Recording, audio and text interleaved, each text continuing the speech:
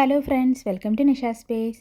ഇന്നത്തെ വീഡിയോയിൽ റീഗൻസ്ബർഗിലെ ഭയങ്കര രസമുള്ള കുറച്ച് സ്ഥലങ്ങളാണ് കവർ ചെയ്തേക്കുന്നത്. ലിറ്റിൽ ട്രെയിനിലിരുന്നുള്ള കറക്കവും പിന്നെ ഒരു വാക്കിംഗ് ടൂറും എല്ലാം ഞാൻ കഴിഞ്ഞ വീഡിയോസിൽ ഇട്ടിട്ടുണ്ടായിരുന്നു. ഇന്നത്തെ വീഡിയോയിൽ ഓൾഡ് സ്റ്റോൺ ബ്രിഡ്ജും അതിന് ചുറ്റുമുള്ള കുറച്ച് മനോഹരമായ കാഴ്ചകളുമാണ്. അപ്പോൾ നമുക്ക് വീഡിയോ കാണാം.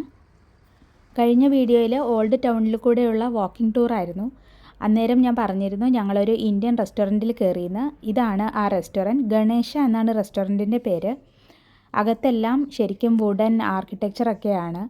പിന്നെ എല്ലാം നന്നായിട്ട് ഒരു ഇന്ത്യൻ രീതിയിലാണ് എല്ലാം അവർ ചെയ്തേക്കുന്നത്. പിന്നെ ക്യുസീൻ ആണെങ്കിലും കൂടുതലും ഇന്ത്യൻ ഡിഷസൊക്കെ തന്നെയായിരുന്നു.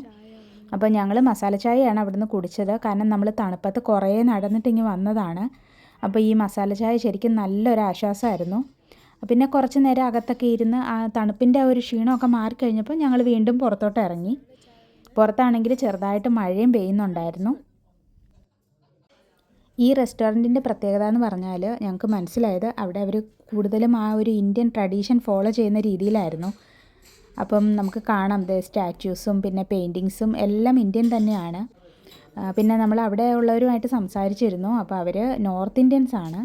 അവർ വർഷങ്ങളായിട്ട് ഇവിടെ ജർമ്മനിയിൽ താമസിക്കുന്നതാണ്. ഈ ഹോട്ടൽ തന്നെ കുറേ വർഷങ്ങളായതാണെന്നൊക്കെ പറഞ്ഞിരുന്നു. പിന്നെ ചായ കൂടി കഴിഞ്ഞിട്ട് ഞങ്ങൾ പതുക്കെ മഴയത്ത് കുടയൊക്കെ പിടിച്ച് നടക്കുവാണ്. ഇതാണ് ഓൾഡ് സ്റ്റോൺ ബ്രിഡ്ജിൻ്റെ എൻട്രൻസ്. ഈ ഓൾഡ് സ്റ്റോൺ ബ്രിഡ്ജ് ഒരുപാട് ചരിത്ര പ്രധാനമായ ഒരു ആർക്കിടെക്ചറാണ്. അവർ പറയുന്നത് ഇത് ഫോളോ ചെയ്യുന്നത് ഗോത്തിക് ആർക്കിടെക്ചറാണെന്ന് പറയുന്നു. ഇത് 12th സെഞ്ച്വറിയിൽ പണിതതാണ്. അത് കഴിഞ്ഞ് പല പ്രാവശ്യം അത് റീബിൽഡ് ചെയ്യേണ്ടി വന്നു. ഓരോ വാർ വരുമ്പോഴും പിന്നെ എന്തോ ഒരു തീപിടുത്തം വന്ന് അങ്ങനെ കുറേ പ്രാവശ്യം ഇത് നശിച്ച് പിന്നെ റീബിൽഡ് ചെയ്ത് അങ്ങനെ വന്നേക്കുന്നതാണ്. അപ്പോൾ ജർമ്മനിയുടെ ഹിസ്റ്ററിയിലൊക്കെ ഇതിന് ഭയങ്കര ഇമ്പോർട്ടൻസ് ആണ്. യൂറോപ്പിലെ രണ്ടാമത്തെ ഏറ്റവും വലിയ നദിയാണ് ഡാന്യൂബ് റിവർ. അപ്പോൾ ഈ ഡാന്യൂബ് റിവറിൻ്റെ മുകളിലാണ് ഈ സ്റ്റോൺ ബ്രിഡ്ജ് ഉള്ളത്. പണ്ട് കാലത്ത് ഇത് ട്രാൻസ്പോർട്ടേഷന് വേണ്ടിയായിരുന്നു യൂസ് ചെയ്തിരുന്നത്. പക്ഷേ ഈ വീണ്ടും റീബിൽഡ് ചെയ്ത് അതിൻ്റെ ശക്തിയൊക്കെ കുറഞ്ഞെന്നാണ് അവർ പറയുന്നത്. അപ്പോൾ അതുകൊണ്ട് അവർ പാരലായിട്ട് വേറെ പുതിയ ബ്രിഡ്ജ് കൺസ്ട്രക്ട് ചെയ്തിട്ടുണ്ട്. അതിൽ കൂടിയാണ് വണ്ടികളൊക്കെ പോകുന്നത്. അപ്പോൾ ഇതൊരു ടൂറിസ്റ്റ് അട്രാക്ഷനായിട്ട് ആളുകൾക്ക് നടന്ന് കാണാൻ പാകത്തിന് അവർ മെയിൻറ്റെയിൻ ചെയ്തേക്കുന്നതാണ്. ഇത് ഫുൾ കല്ലുകൾ കൊണ്ടാണ് പണിതേക്കുന്നത്. അപ്പോൾ നമുക്ക് നടന്ന് പോകുമ്പോഴത്തേക്കും കല്ലുകളൊക്കെ ഇങ്ങനെ വെച്ചേക്കുന്നതൊക്കെ കാണാൻ പറ്റും. പിന്നെ ഡാന്യൂബ് റിവർ നോക്കൂ, എന്ത് വലിയ റിവറാണ്. ഈ ഡാന്യൂബ് റിവർ എന്ന് പറയുന്നത് യൂറോപ്പിലെ ഒരു പ്രധാനപ്പെട്ട റിവറാണ്. 10ഓളം രാജ്യങ്ങളിലൂടെ ഇത് കവർ ചെയ്ത് പോകുന്നുണ്ട്. അതുകൊണ്ട് തന്നെ ഡാന്യൂബിൻ്റെ കരയിലായിട്ട് നമുക്ക് ഒരുപാട് സിറ്റികൾ കാണാൻ പറ്റും. പല രാജ്യം കവർ ചെയ്യുന്നതുകൊണ്ട് തന്നെ ആ പല രാജ്യത്തെ പ്രധാനപ്പെട്ട സിറ്റികളെല്ലാം ഈ ഡാന്യൂബിൻ്റെ സൈഡിലായിട്ടാണ് വരുന്നത്. ഈ സ്റ്റോൺ ബ്രിഡ്ജും പിന്നെ അതിൻ്റെ സ്റ്റാർട്ടിങ്ങിലുള്ള ആ ക്ലോക്ക് ടവറും ഈ ഡാന്യൂബ് റിവർ ഇതെല്ലാം റീഗൻസ്ബർഗിലെ പ്രധാനപ്പെട്ട അട്രാക്ഷൻസ് ആണ്. അപ്പോൾ ഇതൊന്നും ആരും മിസ്സാക്കാറില്ല. പിന്നെ ഈ സ്റ്റോൺ ബ്രിഡ്ജിനെ കുറിച്ച് രസകരമായ പല കഥകളുമുണ്ട്. ഓൾഡ് ടൗണിൽ ഒരാൾ കത്തീഡ്രൽ പണിതുകൊണ്ടിരുന്നപ്പോൾ അയാളുടെ ശിഷ്യനാണ് ഈ സ്റ്റോൺ ബ്രിഡ്ജ് സ്റ്റാർട്ട് ചെയ്തത്. അപ്പോൾ ആ ശിഷ്യന് ഭയങ്കര മത്സരമായിരുന്നു ഈ സ്റ്റോൺ ബ്രിഡ്ജ് ആദ്യം കംപ്ലീറ്റ് ചെയ്യണമെന്ന്. അതിനുവേണ്ടി ആ ശിഷ്യൻ എന്ത് ചെയ്തെന്ന് വെച്ചാൽ ഡെവിളിൻ്റെ കൂട്ട് പിടിച്ചു. അപ്പോൾ ദൈവത്തെ തോൽപ്പിക്കാൻ വേണ്ടിയിട്ട് ഡെവിള് പെട്ടെന്ന് തന്നെ സ്റ്റോൺ ബ്രിഡ്ജിൻ്റെ പണി തീർത്ത് കൊടുത്തു. പക്ഷേ ഇത് തീരാറായ സമയത്ത് ഡെവിളിന് എന്തോ പറ്റി. അപ്പോൾ അങ്ങനെ അത് കംപ്ലീറ്റ് ആക്കാൻ പറ്റിയില്ല. അതുകൊണ്ട് സ്റ്റോൺ ബ്രിഡ്ജിന് ചെറിയൊരു വളവുണ്ടെന്നാണ് അവിടുത്തുകാർ വിശ്വസിക്കുന്നത്. അപ്പോൾ ഇതിൻ്റെ ഓപ്പോസിറ്റായിട്ടാണ് നമ്മൾ നേരത്തെ കണ്ട സെൻറ്റ് പീറ്റേഴ്സ് കത്തീഡ്രൽ വരുന്നത്. ഞങ്ങളപ്പോൾ ഡാന്യൂബ് റിവറിൻ്റെ മുകളിൽ കൂടി നമ്മുടെ സ്റ്റോൺ ബ്രിഡ്ജിൽ നടന്ന് മറ്റേ സൈഡിൽ വന്നു. അപ്പോൾ അവിടെയും നമ്മുടെ യൂറോപ്യൻ മാതൃകയിലുള്ള കെട്ടിടങ്ങളും ഒക്കെ കാണാം. അത് കഴിഞ്ഞിട്ട് വീണ്ടും നമ്മൾ കുറച്ചുകൂടെ ഒരു സൈഡിലോട്ട് നടക്കുമ്പോഴത്തേക്കും നല്ല രസമുള്ള പച്ചപ്പും മരങ്ങളുമായിട്ടുള്ള ഒരു സ്ഥലമായിരുന്നു. അതായത് ഈ സ്റ്റോൺ ബ്രിഡ്ജിൻ്റെ താഴെ നമുക്ക് സൈഡിൽ കൂടെ ഇങ്ങനെ റിവറിൻ്റെ സൈഡിൽ കൂടെ നടന്നു പോവാം. അപ്പോഴാണ് ഇത് കാണുന്നത്. ഇവിടെ വന്നു കഴിഞ്ഞപ്പോൾ ശരിക്കും എനിക്ക് തോന്നി ഈ ജർമ്മൻ ട്രിപ്പിലെ ഏറ്റവും ബ്യൂട്ടിഫുള്ളായിട്ട് ഞങ്ങൾ കണ്ട സ്ഥലം ഈ റീഗൻസ്ബർഗ് ആണെന്ന്. മഴയായതുകൊണ്ടാണോ തണുപ്പായതുകൊണ്ടാണോ എന്നൊന്നും അറിയത്തില്ല. ഈ പച്ചപ്പും ഈ വെള്ളവും എല്ലാം കൂടി നല്ല രസമായിരുന്നു. നമ്മൾ കേരളത്തിലുള്ളവർക്ക് ഇതൊരു വലിയ കാഴ്ചയൊന്നും അല്ലെങ്കിൽ കൂടി ഇങ്ങനെ കാണുമ്പം ഭയങ്കര രസമായിരുന്നു. പിന്നെ ഓൾമോസ്റ്റ് സൺസെറ്റ് ടൈമായിരുന്നു. അപ്പോൾ അതുകൊണ്ട് എല്ലാം കൂടി നല്ല രസമായിരുന്നു. ഈ ഭാഗത്ത് വന്നപ്പോഴത്തേക്കും കുറേ നല്ല വീഡിയോയും ഫോട്ടോസും ഒക്കെ കിട്ടി. സ്റ്റോൺ ബ്രിഡ്ജിൽ ഞങ്ങൾ ആക്ച്വലി കുറേ പേരെ നടക്കുന്നതായിട്ടൊക്കെ കണ്ടിരുന്നു. പക്ഷേ അവരൊന്നും ഈ താഴത്തോട്ട് ഇറങ്ങി നടന്നില്ല എന്നാണ് എനിക്ക് തോന്നുന്നത്. മേ ബി അവർ എൻഡ് വരെ വന്ന് കാണത്തില്ല. ആ ബ്രിഡ്ജിൻ്റെ എൻഡ് വരെ വന്നവരെ എന്തായാലും ഈ ഭാഗം മിസ്സാക്കില്ല. ഇവിടെ മരങ്ങളൊക്കെ ഇതാ ഇല പൊഴിച്ചൊക്കെ തുടങ്ങുന്നേ ഉള്ളൂ. പിന്നെ ഇങ്ങനെ ഒരു കളറിൽ മരങ്ങൾ കാണുന്നത് നല്ല രസമാണ്.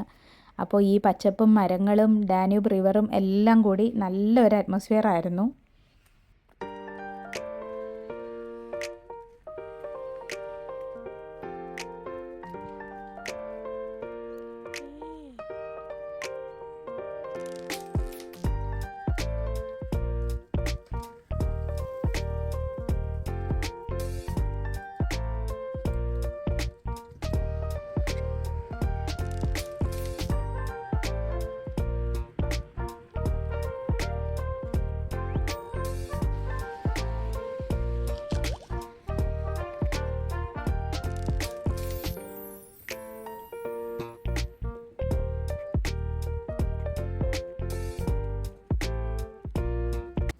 കുറച്ച് നേരം പച്ചപ്പൊക്കെ ആസ്വദിച്ചിട്ട് നമ്മൾ പിന്നെ ടൗണിലോട്ട് തിരിച്ചു വന്നു. അപ്പോഴാണ് നമ്മുടെ കേരളത്തിൽ ഐറ്റംസ് ഒക്കെ ഉള്ള ഒരു കട.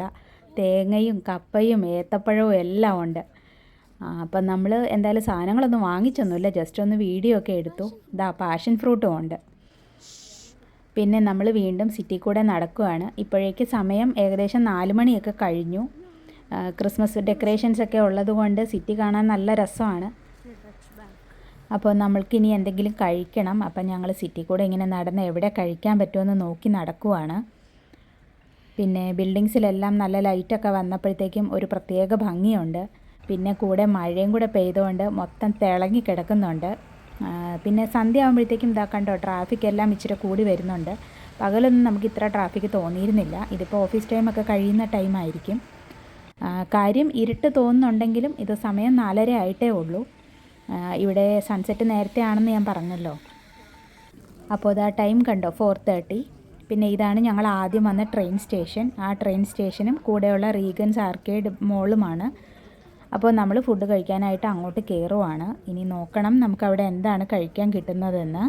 ഇതിനകത്ത് ഫുഡ് കോർട്ടും പിന്നെ കുറേ കഫേസും പിന്നെ അറബിക് റെസ്റ്റോറൻറ്റ്സും എല്ലാം ഉള്ളതാണ്. സോ നമ്മൾ നടന്ന് സ്റ്റേഷൻ ട്രെയിൻ സ്റ്റേഷൻ താഴെയാണ്. സോ നമ്മൾ ഈ ഒരു കടയിൽ കയറി പിസ്സ റോസ. അപ്പോൾ നമ്മൾ അവിടുന്ന് പിസ്സയും കഴിച്ച് കോഫി കുടിച്ചു. എന്നിട്ട് പെട്ടെന്ന് തന്നെ ഇറങ്ങി. ഇതാണ് ട്രെയിൻ സ്റ്റേഷൻ്റെ പുറത്തുള്ള ക്രിസ്മസ് മാർക്കറ്റ്. അങ്ങനെ കഴിച്ച് ഞങ്ങൾ ഈ മോളിൽ നിന്ന് ഇറങ്ങി. And can you guess the time? നിങ്ങൾ വിചാരിക്കും രാത്രി 8-9 മണി ആയെന്ന്. ബട്ട് ഇത് കണ്ടോ, ഇറ്റ്സ് ജസ്റ്റ് 5:30 PM. രാവിലെ 10 മണിക്ക് ഞങ്ങൾ ഹോട്ടലിൽ നിന്ന് ഇറങ്ങിയതാണ്. ഇപ്പം 5:30 ആയിട്ടേ ഉള്ളൂ ശരിക്കും പറഞ്ഞാൽ. പക്ഷേ ഒരുപാട് നടന്നു. അപ്പോൾ അതിൻ്റെ നല്ല ക്ഷീണമുണ്ട്. പിന്നെ നല്ല തണുപ്പുമാണല്ലോ. വൈകിട്ടാകുമ്പോഴത്തേക്കും തണുപ്പ് അങ്ങ് നന്നായിട്ട് കൂടുന്നുണ്ട്. അപ്പോൾ നമ്മൾ വീണ്ടും ഒരു കോഫി കുടിക്കാനായിട്ട് കയറി. അപ്പോൾ ഈ കോഫി സ്നാക്സ് കഴിച്ചു. ഇത് കഴിച്ചിട്ട് അങ്ങ് ഹോട്ടലിലേക്ക് കയറിയാൽ പിന്നെ പുറത്തിറങ്ങണ്ടല്ലോ എന്ന് വിചാരിച്ചാണ്. ഹേ ഗൈസ്, അപ്പോൾ നമ്മൾ ഇന്ന് 4th ഡേ ഇൻ ജർമ്മനിയാണ്. ഞങ്ങളിപ്പോൾ ബ്രേക്ക്ഫാസ്റ്റ് കഴിക്കാനാണ്. അത് ഞാൻ എടുക്കുന്നില്ല, കാരണം ഇന്നത്തെ സെയിം ബ്രേക്ക്ഫാസ്റ്റ്. ഗൈസ്, ഒരു മഫിൻ യോർമാസ് വാങ്ങിച്ച്. ഇപ്പോൾ ഞങ്ങൾ വീണ്ടും റീഗൻസ്ബർഗ് ട്രെയിൻ സ്റ്റേഷനിലോട്ട് വന്നു. അപ്പോൾ ഇന്ന് നമ്മുടെ 5th ഡേ ആണ് ജർമ്മനിയിൽ. ഇന്ന് ഞങ്ങൾ റീഗൻസ്ബർഗിൽ നിന്ന് പ്രാഗിലോട്ട് പോകുവാണ്. അത് നെക്സ്റ്റ് കൺട്രിയാണ്, ജർമ്മനിയുടെ നെയ്ബറിങ് കൺട്രി തന്നെയാണ്. പ്രാഗ് കുറച്ചുകൂടി ബ്യൂട്ടിഫുൾ ആയ സ്ഥലമാണെന്നാണ് കേട്ടേക്കുന്നത്. അപ്പോൾ റീഗൻസ്ബർഗും ഓൾഡ് ടൗണും ഡാന്യൂബ് റിവറും അതിലുള്ള സ്റ്റോൺ ബ്രിഡ്ജും അതിൻ്റെ ചുറ്റുമുള്ള പച്ചപ്പും, അങ്ങനെ റീഗൻസ്ബർഗ് ഞങ്ങൾക്ക് ഒരുപാട് ഇഷ്ടപ്പെട്ടു. ഒരുപാട് ഫോട്ടോസും വീഡിയോസും എടുത്തു. അപ്പോൾ നിങ്ങൾക്ക് ഈ വീഡിയോ ഇഷ്ടമായെങ്കിൽ please like, share and subscribe. Thank you for watching Nisha space.